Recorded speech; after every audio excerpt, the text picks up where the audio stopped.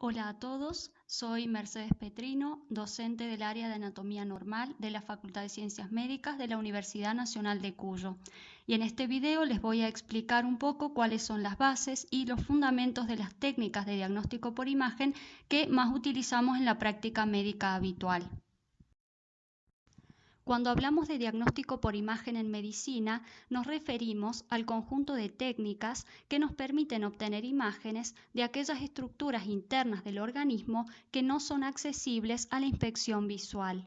Se utilizan con propósitos clínicos para el diagnóstico de una patología, pero también con fines de investigación para el estudio de la anatomía normal. Al momento de clasificar las técnicas de diagnóstico por imagen, distinguimos las que utilizan radiación ionizante, ya sea en forma de rayos X o rayos gamma, las que se fundamentan en el uso del ultrasonido, como la ecografía y la ecografía Doppler, y las que dependen de la generación de un campo magnético, como la resonancia magnética. En primer lugar, vamos a hablar de los rayos X, un tipo de radiación ionizante de amplio uso en medicina. Los rayos X forman parte del espectro de la radiación electromagnética, que es aquella que se propaga a la velocidad de la luz, aún en el vacío, en forma de ondas portadoras de energía.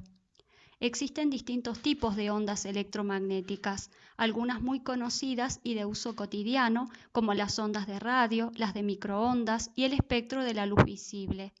Estas ondas se diferencian entre sí por su frecuencia y longitud de onda.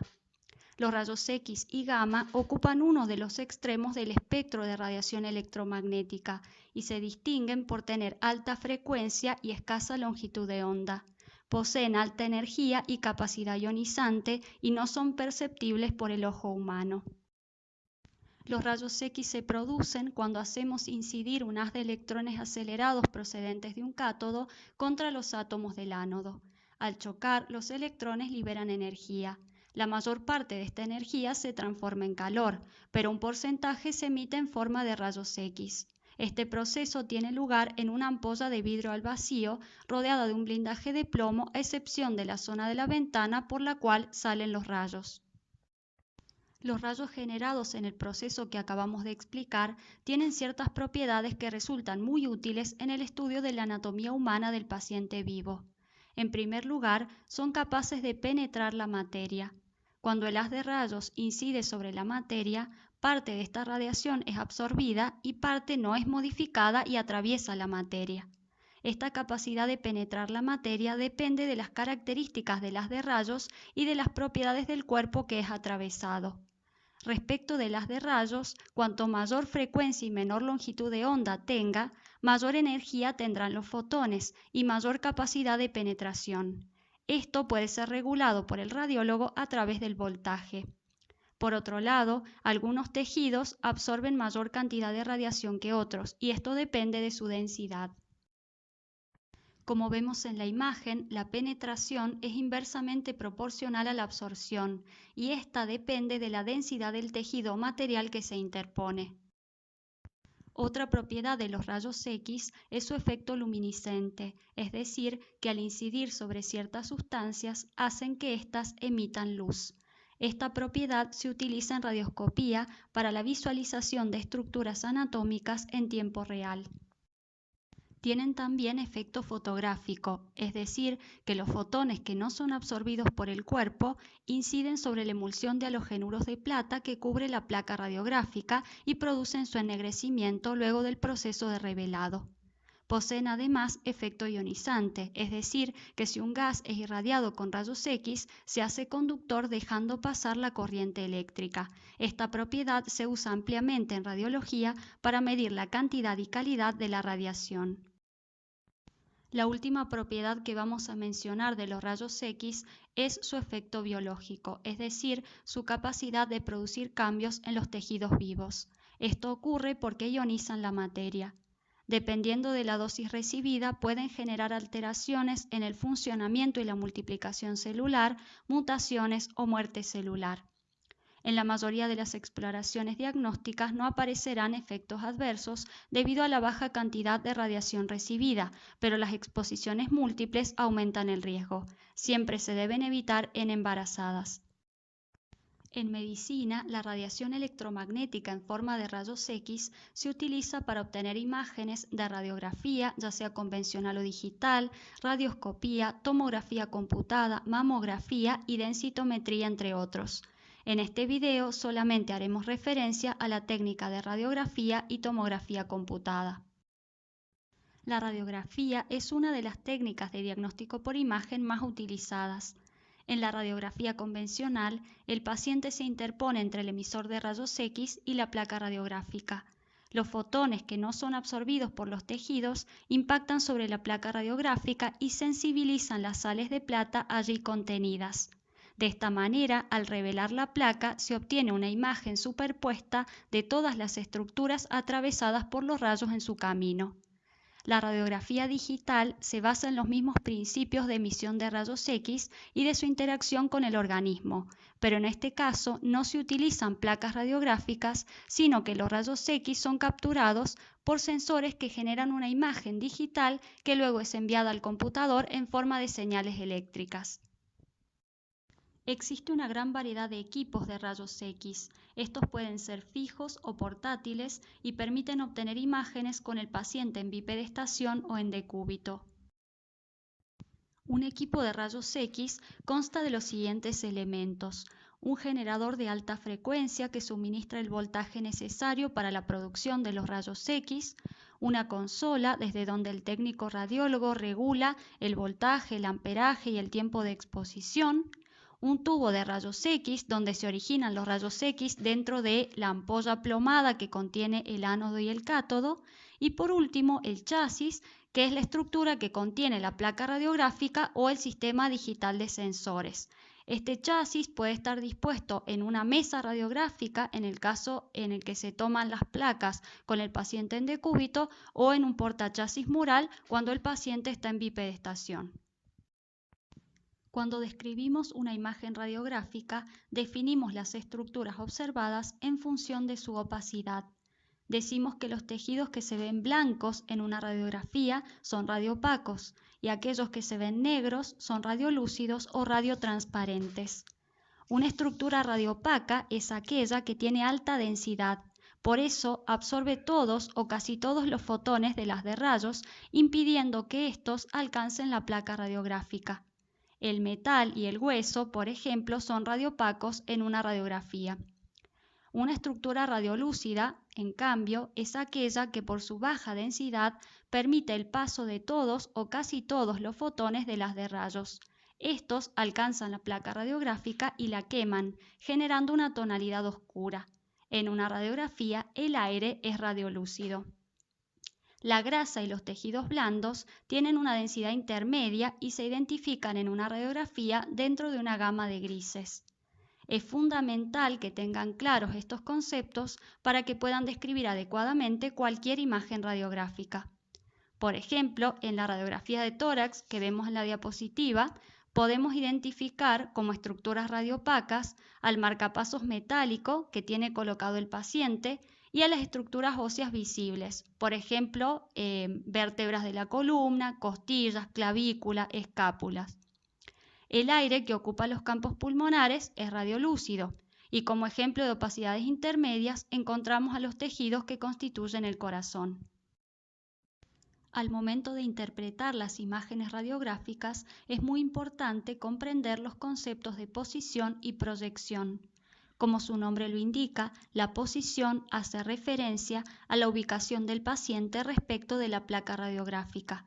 Este puede estar en bipedestación o posición erecta o en decúbito. El decúbito a su vez puede ser lateral, derecho o izquierdo, ventral con la cara hacia abajo o dorsal con la cara hacia arriba. La proyección radiográfica, en cambio, describe la dirección de las de rayos en relación con el paciente. Esta puede ser antero-posterior, postero-anterior, lateral, oblicua, entre otras. Para terminar con el apartado de radiografías, vamos a mencionar las ventajas y desventajas de esta técnica de diagnóstico por imagen. Por un lado, se trata de un estudio rápido, sencillo, no invasivo, que no requiere preparación del paciente, que es económico y está disponible en la mayoría de los centros sanitarios. Tiene muy buena resolución para tejido óseo y aire y por eso se utiliza para el estudio de cráneo, columna, tórax y huesos de miembros superiores e inferiores. Como desventajas, presenta por un lado el fenómeno de superposición de imágenes, porque se trata de una representación bidimensional de una estructura como el cuerpo que es tridimensional. La densidad radiográfica en un punto de la radiografía representa en realidad la suma de las densidades de todos los tejidos que atravesó el rayo en ese plano. Para localizar una lesión en el espacio, cuando la observamos en una radiografía, necesitamos al menos 2 imágenes en proyecciones diferentes, que constituyen lo que llamamos par radiológico. Por eso se suelen pedir radiografías de frente y perfil. Además, por tratarse los rayos X de una radiación ionizante, pueden generar efectos biológicos adversos, especialmente en niños, embarazadas y exposiciones múltiples por su efecto acumulativo. Por último, no brinda buena resolución de tejidos blandos y no son útiles para explorar vísceras abdominopélvicas, sistema nervioso, músculos y ligamentos. Hablaremos ahora de la tomografía computada, otra técnica de diagnóstico por imagen que también utiliza rayos X, pero que tiene numerosas diferencias respecto de la radiografía convencional. El equipo que permite obtener imágenes de tomografía computada es el tomógrafo. Este está constituido por un generador de alto voltaje que aporta la energía para producir el haz de rayos, la mesa donde se recuesta el paciente, una estructura en forma de túnel, que es el gantry, y una consola desde donde se realiza la programación y el procesamiento de las imágenes. Dentro del gantry se localiza el tubo de rayos y los detectores que captan la radiación no absorbida por los tejidos del paciente. A diferencia de la radiografía, en la que tanto el tubo emisor de rayos como el paciente están quietos, en un escaneo por tomografía computada, el tubo de rayos X gira alrededor del paciente, disparando haces de rayos que atraviesan los tejidos y alcanzan los detectores digitales localizados al lado opuesto del gantry.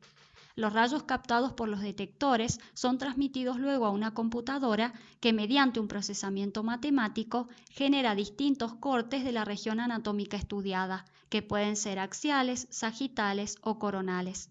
La información segmentaria también puede compilarse digitalmente para obtener reconstrucciones en 3 dimensiones. Es importante destacar que al moverse el tubo de rayos en un arco de 360 grados, se obtienen múltiples proyecciones del mismo plano que permiten la reconstrucción de una imagen con distribución volumétrica. Se soluciona así el problema de la superposición de imágenes que presentaba la radiografía. Existen distintos tipos de tomografías. La primera en aparecer es la que hoy llamamos tomografía computada convencional, que permite obtener cortes axiales o transversales. Por eso, este método antiguamente se denominaba TAC, tomografía axial computada. En este tipo de tomógrafos, la mesa con el paciente avanza en forma intermitente luego de que el tubo de rayos completa su giro dentro del gantry. Es decir, que tras la obtención de un corte se hace una pausa en la emisión de rayos para permitir que avance la mesa del paciente. En la tomografía helicoidal, de aparición más reciente, el tubo de rayos y el paciente se mueven simultáneamente y en dirección contraria, en un movimiento espiralado, por eso se llama helicoidal. La emisión de rayos y la adquisición de datos es ininterrumpida. Este tipo de tomografía permite obtener imágenes axiales, sagitales y coronales, además de reconstrucciones en 3 dimensiones y disminuye mucho el tiempo de exploración. Cuando describimos una imagen tomográfica, definimos las estructuras observadas en función de su densidad. Así como en radiografía hablábamos de opacidades, en tomografía hablamos de densidades. Decimos que todas aquellas estructuras que se ven de color negro son hipodensas, es decir, los rayos alcanzan el detector casi sin atenuación, mientras que las que observamos de color blanco son hiperdensas y generan gran atenuación de los rayos. La escala de unidades Hounsfield es la escala cuantitativa que se utiliza para medir los diferentes niveles de densidad de los tejidos humanos.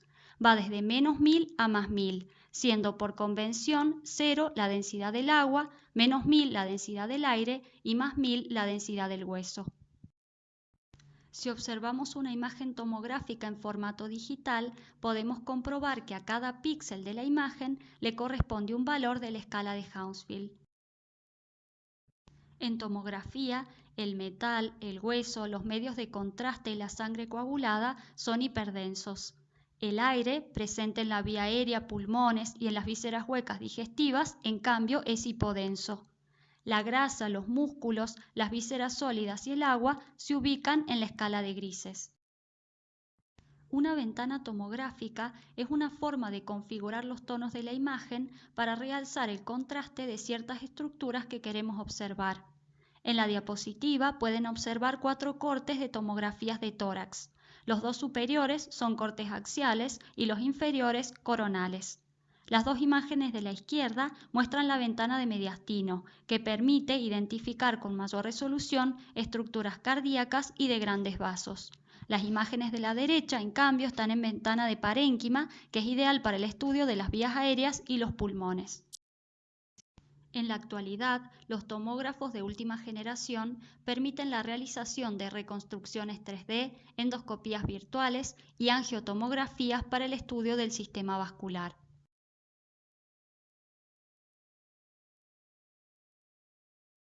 Como hemos ido explicando, la tomografía computada es una técnica que presenta múltiples ventajas. Respecto de la radiografía, evita la superposición de imágenes, además brinda imágenes de alta resolución ósea y de tejidos blandos, es muy útil en los servicios de emergencia porque es una técnica rápida y muy buena para la detección de hemorragia interna. Por otra parte, no es invasiva y permite reconstrucciones 3D, exploraciones virtuales y el estudio del sistema vascular. Como desventajas, vamos a destacar que emite radiación ionizante a dosis mucho mayor que la radiografía convencional, por lo que se debe evitar en embarazadas, en niños y también la exposición múltiple. Tiene mayor costo y no está disponible en todos los centros sanitarios. No puede realizarse en pacientes obesos porque la mesa tiene un límite de peso que puede soportar. Puede generar inconvenientes al momento del estudio en pacientes claustrofóbicos y tiene riesgo de aparición de efectos adversos por el uso de contrastes. Vamos a explicar ahora otra técnica de diagnóstico por imagen, la resonancia magnética. A diferencia de la radiografía y la tomografía que hemos explicado, que utilizaban radiación ionizante en forma de rayos X, la obtención de imágenes por resonancia magnética se basa en las propiedades magnéticas de los núcleos atómicos que constituyen el organismo, especialmente del átomo de hidrógeno. El resonador magnético es el equipo especializado que permite obtener imágenes de resonancia magnética. Está compuesto por un imán de grandes dimensiones dentro del cual se introduce al paciente para someterlo a un campo magnético externo.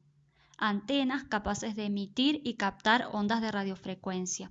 Una camilla que se desplaza hacia el interior de la estructura que contiene el imán y las antenas, y una consola con un ordenador donde se decodifican las señales y se procesan las imágenes. Para comprender el fundamento de la técnica, tenemos que tener presente que los protones de los núcleos atómicos presentes en el organismo generan un campo magnético propio debido a su doble movimiento de rotación sobre sí mismos y circular en torno a un punto. Este campo magnético se representa mediante un vector. El primer paso en un estudio de resonancia magnética es someter al paciente a un campo magnético externo creado por el resonador. Los vectores magnéticos de los protones, que estaban orientados en forma aleatoria por la influencia del campo magnético externo, se orientan en la dirección de este. A continuación, se aplica energía externa en forma de pulsos de radiofrecuencia. Los átomos de hidrógeno absorben esta energía cambiando su orientación y vector magnético. Decimos que entran en resonancia. Luego se suprimen los pulsos de radiofrecuencia y los núcleos tienden a regresar a su estado original, liberando la energía absorbida en forma de una señal eléctrica, que es captada por la antena receptora del resonador. Esta es la denominada fase de relajación. Las señales eléctricas recolectadas por la antena se transmiten a la computadora, que las decodifica y genera una imagen en la que cada punto corresponde a la energía liberada por núcleos de hidrógeno del tejido. A modo de resumen, podemos decir que una imagen de resonancia magnética se obtiene a partir de la reemisión de una señal absorbida de radiofrecuencia mientras el paciente está sometido a un potente campo magnético. La resonancia magnética representa un mapa de la densidad de átomos de hidrógeno y por lo tanto de la distribución de agua en el organismo. Cuando describimos una imagen de resonancia magnética, caracterizamos las estructuras observadas en función de su intensidad. Así, lo blanco es hiperintenso, lo negro hipointenso y lo gris isointenso. La intensidad de la imagen no depende ahora de la densidad del tejido, sino de la energía emitida por los protones de los átomos de hidrógeno durante su relajación. Las estructuras hiperintensas son aquellas que emiten una señal alta, es decir, que poseen gran cantidad de átomos de hidrógeno y por lo tanto de agua en su composición. Por el contrario, las estructuras hipointensas emiten una señal más baja debido al menor porcentaje de agua en su estructura. Acabamos de mencionar que la resonancia magnética es la traducción imagenológica de la energía liberada por los átomos durante su relajación, luego de que cesa el pulso de radiofrecuencia. Se pueden medir distintos tiempos de relajación, de los que vamos a mencionar dos. T1 es el tiempo que tarda el átomo en recuperar su nivel basal de energía en el eje longitudinal, mientras que T2 corresponde al tiempo de relajación transversal.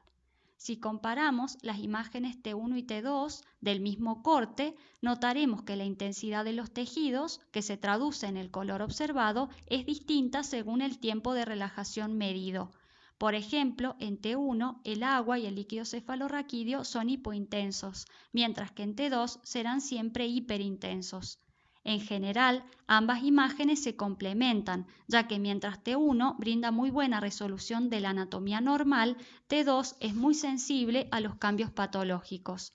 Cuando estudiemos las técnicas de diagnóstico por imagen del sistema nervioso, profundizaremos sobre este tema. La exploración por resonancia magnética presenta múltiples ventajas. No emite radiación ionizante, brinda excelente resolución de tejidos blandos y es sumamente útil en el estudio del sistema nervioso y musculoesquelético.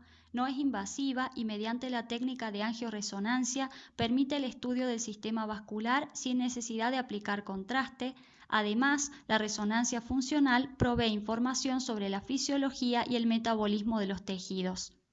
Como desventajas, es importante mencionar que es un estudio contraindicado en pacientes portadores de prótesis metálicas de material paramagnético y en aquellos que tienen marcapasos.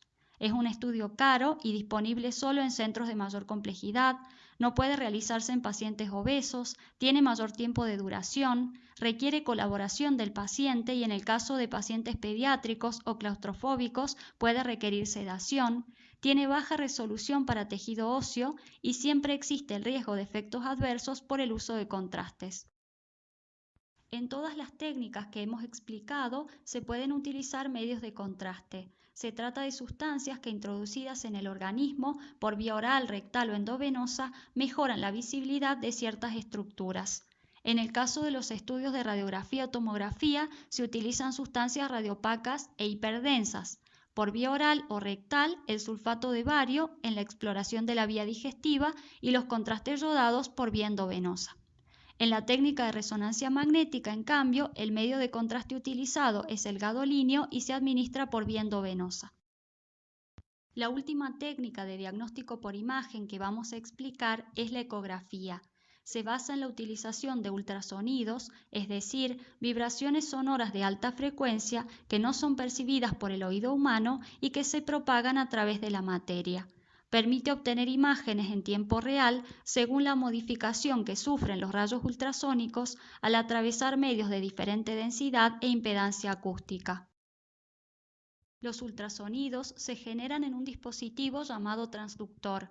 Las ondas reflejadas en los tejidos vuelven al transductor, que transforma los ecos en una señal eléctrica que es enviada al equipo y decodificada en una imagen en tiempo real. Para que las ondas de ultrasonido se transmitan hacia el interior del organismo, se requiere de una ventana acústica, es decir, tejidos con una determinada impedancia acústica que permitan su paso, como por ejemplo el líquido. Por el contrario, el aire y el hueso son muy malos conductores del ultrasonido e impiden su paso hacia estructuras más profundas. Se denomina ecogenicidad a la capacidad de las estructuras para producir ecos, es decir, reflejar ondas de ultrasonido. En función de su ecogenicidad, las imágenes ecográficas se clasifican en anecoicas, hipoecogénicas o hiperecogénicas. Las estructuras anecoicas son aquellas que se visualizan de color negro por no producir ecos, porque permiten el paso del ultrasonido sin reflejarlo. Ejemplos de estructuras o tejidos anecoicos son aquellos que contienen líquido, como la vejiga cuando está llena. Las estructuras hipoecogénicas son aquellas que emiten ecos de poca intensidad y se visualizan de color gris, como por ejemplo el músculo, la grasa, las vísceras y los tejidos blandos. Las estructuras hiperecogénicas, por el contrario, impiden en gran medida el avance del ultrasonido y emiten ecos de gran intensidad, como por ejemplo todas las estructuras óseas o todas las estructuras calcificadas, como por ejemplo los quistes cálcicos. La ecografía es una técnica con múltiples ventajas. Es un estudio no invasivo, rápido, de bajo costo y accesible en muchos centros de atención. No emite radiación ionizante y se puede realizar sin riesgo en niños y embarazadas. Es un método excelente para el estudio de tejidos blandos, músculos, articulaciones, vía urinaria, vía biliar y en la exploración ginecobstétrica.